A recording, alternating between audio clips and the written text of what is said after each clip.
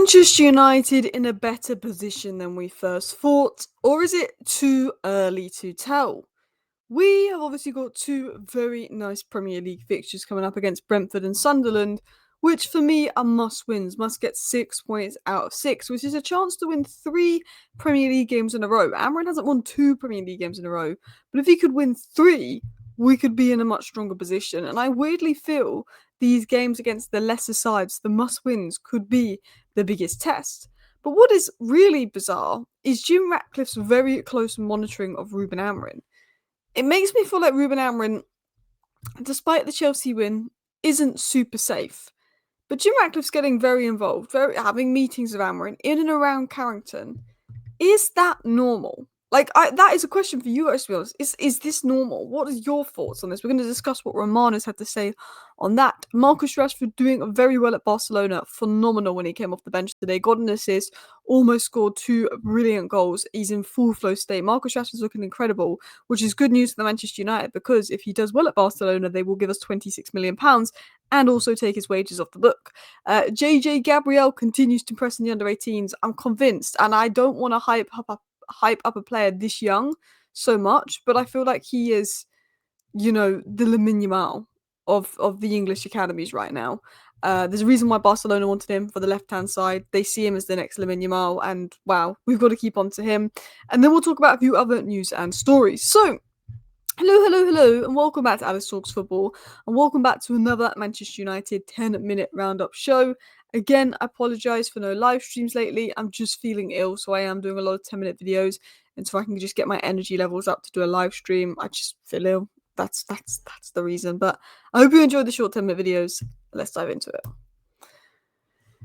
So this is the Premier League table, and of course, the name at the top of the table, it fills me with disgust, but there's not much we can do about that. And look, 11th place. Do we want to be in 11th place? No. Do we want to be in 11th place by the end of the season? No. But 11th place were technically the same amount of points as City in 9th. 1 point behind Chelsea in 6th, and we want 6th. We want Europa League, we want 6th. 2 points off the top 4, 2 points of Champions League. So I look at it, 3 points. We're 3 points off Arsenal and Tottenham, and we're 1 point off Chelsea, and we're equal in points on Manchester City. And right now, we've played Arsenal, we've played Chelsea, and we've played City. If you look at the first 5 games, we've had the hardest run-in.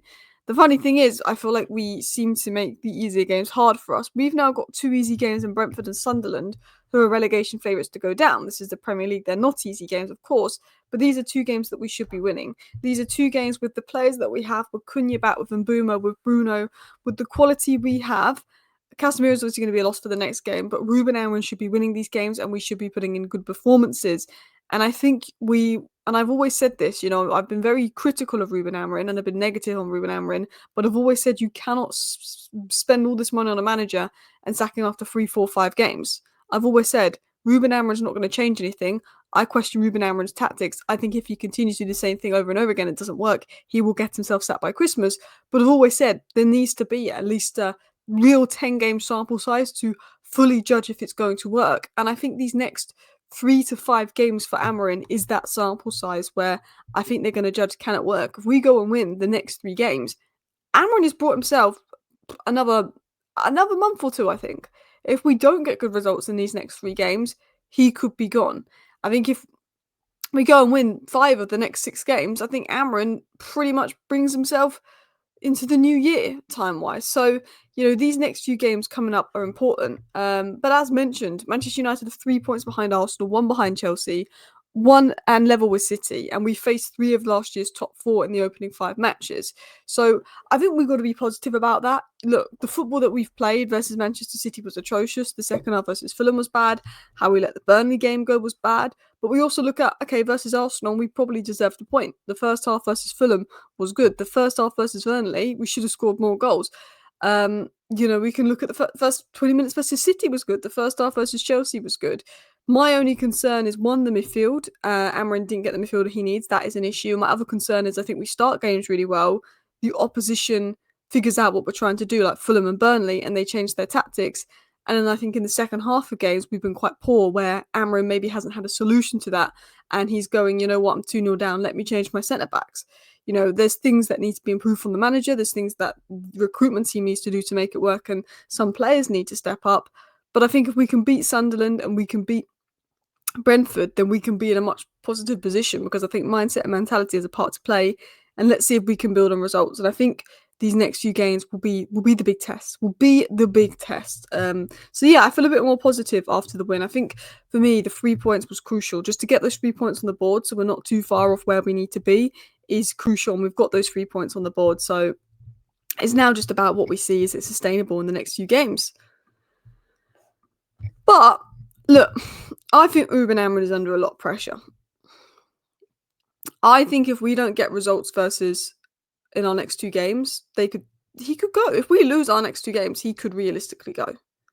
I've always said, look, I'm not confident in Amorim.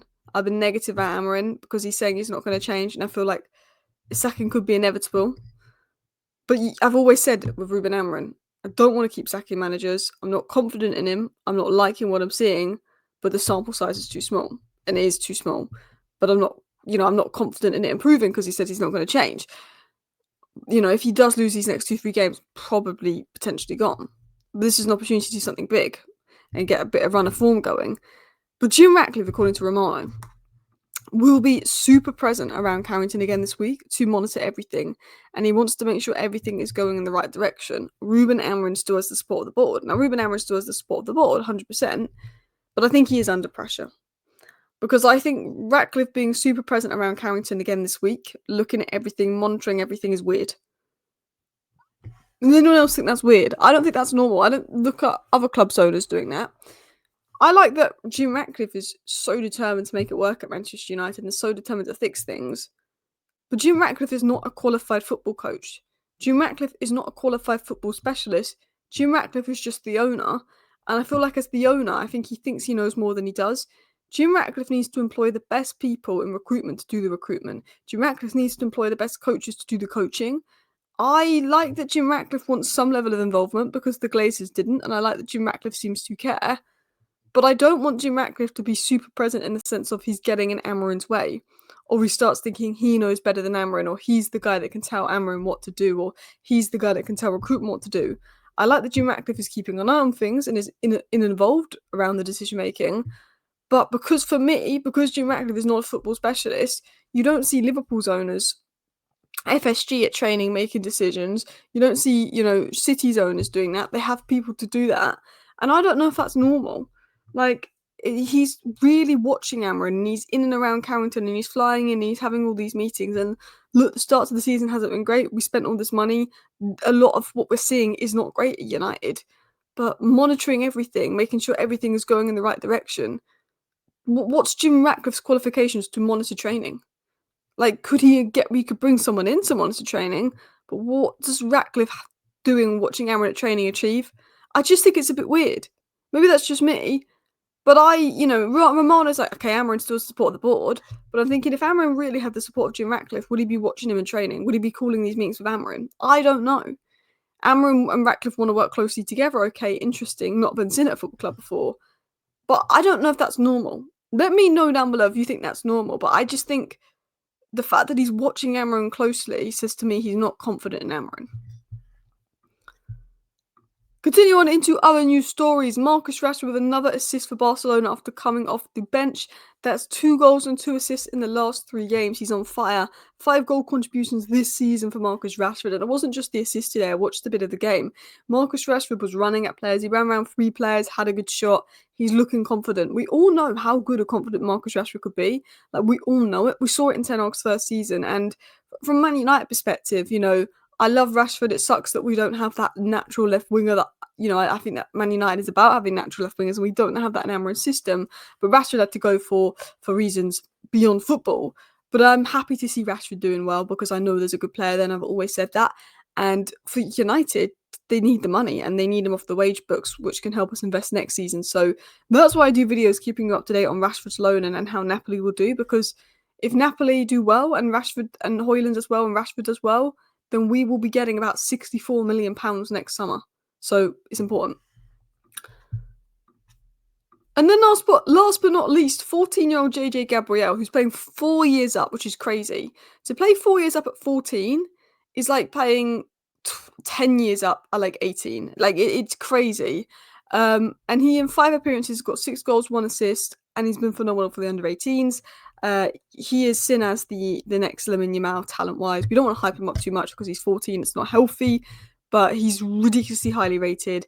Obviously, won't be in and involved the Premier League this year. He's too young, but next year Ruben Amorim might bring him on pre-season, mould him in. And Man United have big plans for this guy, and they really want to hold on to this guy.